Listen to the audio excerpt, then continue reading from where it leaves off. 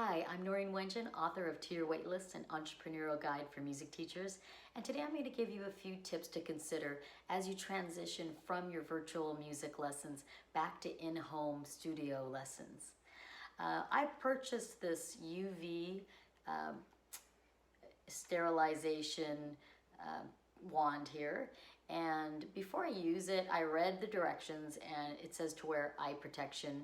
I don't have really the fancy eye protection goggles, but I do have my Maui Gym glasses that I use for playing tennis, and it is have 100% UV protection, so I'm going to wear them just in case, although I will be very careful. Apparently you don't want it to go directly into your eyes, or you don't want to burn your skin. This wand has a safety feature in that if you turn it on and you turn it upside down, the light goes off. And it also has a safety lock feature for small children, which I do like. However, the reason why I purchased this one was not because it was the least expensive. I bought this one because I like the way that it's very large. It can cover a lot of area at one time, and I like that it can do the L shape. And so I just double click, and then I go over the surface from 5 to 10 times, about I think an inch away. And there's a purple light over here that you can kind of see over here. But I can do a lot of the keyboard at one time. Okay, and then if I go too far away, it turns off. So you really have to stay pretty close here, and focus on each section. So I think that I can cover most of my keyboard in between my lessons fairly quickly with this device, which is great. And then I just click it once to turn it off, and that's one step. Also, I want to make sure that I have my mask that I'm going to be wearing, and that I'm going to be making sure that my students also know that they need to bring their own mask to my studio as well. Maybe I'll have a few disposable ones just in case someone forgets and they drive all the way out to my studio. I think that might be a good idea to have that on hand. Also, you want to make sure that maybe you have some kind of hand cleaner. This is a 60% sanitizing hand spray that I got on Amazon. I'll put links below to these various products so that you guys can find them too. And this I'll keep by the entrance.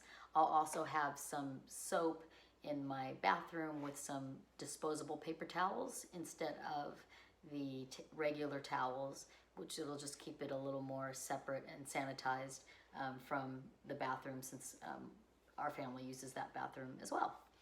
All right, also I got my tape measure, but I'm fortunate here because my two pianos are 6 feet away. So when we sit, yep, we definitely have 6 feet in between. I feel pretty comfortable if we're also wearing the masks. So the last part of it is that you really want to make sure that you not only protect yourself, but you want to protect your students and you want to protect your studio. So I really recommend that you put in your studio policy, and if you don't have one, you need to have one. You put your different expectations of the procedures of how the students are going to come into your studio. For me, I'm only going to have one student in and one student out, and the parent is going to come around the side of my yard, and then they're going to be able to sit under an umbrella in a little shady area and right outside the window, so they can listen if they want, or they can sit farther away. And I have some plugs out there as well. They can, sometimes they like to work on their laptop if they are, if they're catching up on work or something. I'm also going to put some liability terminology in there in case there is a certain risk, and just the way that you would sign something like that as you return to going back to the gym. You want to put in some similar nomenclature. And I do sell a studio policy template. I'll put a link at the bottom as well that you can click on, and if you wish to purchase that. Otherwise, you can do a little research on your own. Okay, well, I hope this has helped you to think about what you need to do to transition your studio as you go back from virtual lessons to live lessons.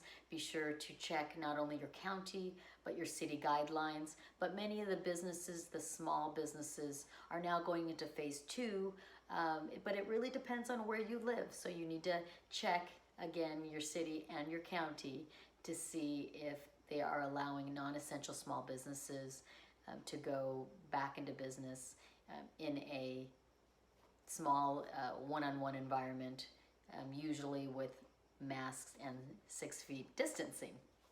I wish you all good health and great music, and please be sure to subscribe if you want more of these tips. Thank you for watching.